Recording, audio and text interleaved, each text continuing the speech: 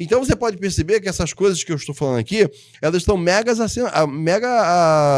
relacionados, né? Isso. Associadas, né? Então, mas antes de partir para esse síndrome do pânico, deixa agora eu partir para a segunda pergunta. O que é depressão, Léo? Então, o que nós entendemos como depressão? Excesso de pressão, ou seja, excesso de problemas emocionais não resolvidos.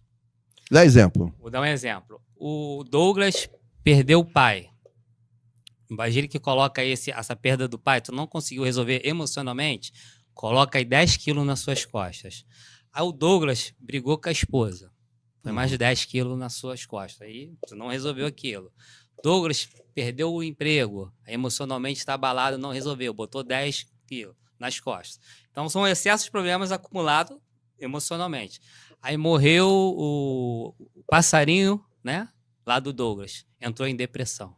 Só que o passarinho que também trazia uma emoção era a grama que faltava para o teu corpo desabar.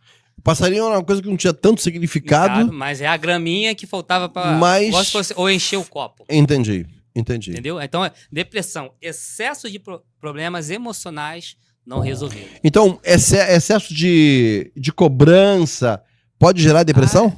Tudo assim que emocionalmente você não resolva, né? Uhum. Pode causar uma depressão. Aí volta assim, seja ela uma verdade ou não, entendeu? Uhum. Ou você imaginou que aquele problema era assim, ou realmente era aquilo. Então vai acumulando aí. Então, depressão é o excesso de pressão, são muitos problemas acumulados dentro daquela pessoa, e aquilo vai arriando a pessoa a ponto das pessoas ficar triste, ficar abatida, ficar cabisbaixa. O interessante é que quando a gente pensa em depressão, só pensa assim nos últimos meses e anos, o que aconteceu comigo. Na verdade, é o que aconteceu durante a sua vida inteira.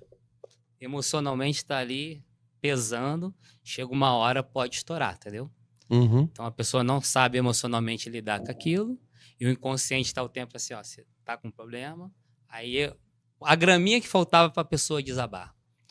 Legal. Agora, eu queria que você que está assistindo tanto no nosso Instagram como no nosso podcast, eu gostaria que você lá no comentário, você falasse alguma coisa, você até dissesse assim, na sua opinião, o que você já sabia sobre ansiedade, se você conhece alguém que tem depressão, e se você até...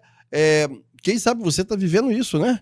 E uma coisa que eu estou percebendo aqui que você está falando é que a maioria das pessoas passam por esses problemas. Imagina quantas pressões nós temos. E a pergunta é, será que a gente faz o que a gente faz com esse monte de pressão que nós estamos recebendo? Será que a gente simplesmente resolve ficar e administrar, deixa a vida me levar, a vida leva eu? Ou a gente para resolver esse negócio também? Então, o problema é que as pessoas, ela tende a não tentar resolver, mas ficar vivendo aquela dor, né? Por exemplo, eu briguei com a minha esposa, aí eu fico criando na minha cabeça várias coisas, desde eu tentar resolver, mas eu fico alimentando aquela situação e cada vez mais piorando. Opa! Então, assim, é uma coisa que a gente tem que saber lidar. Não é o caso hoje, mas, por exemplo, eu estou acabando uma pós em inteligência emocional, que é saber lidar com as suas emoções. E isso é muito legal. Só que, ou falta de conhecimento da nossa parte geral, não sabe lidar, né? Então, chega um momento, se você não sabe lidar, e do emocional, chega um momento que vai dar ruim.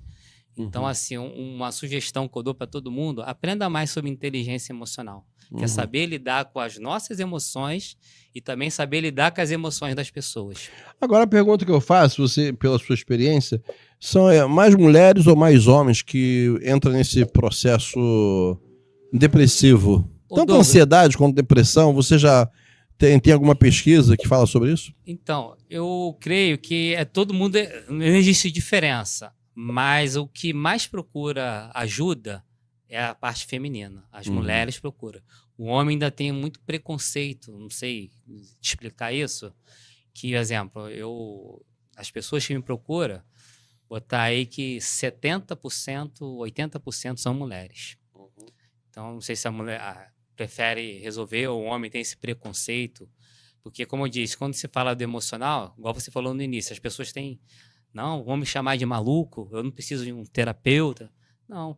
Eu mesmo, assim, particularmente, eu nunca precisei de terapia, mas quando eu comecei a estudar, eu passei pela terapia. Você percebeu que precisava faz tempo, né? Não, justamente, se eu pudesse coisar isso. Então, assim, coisas simples da minha infância, e a maioria dos nossos traumas e marcas é na infância.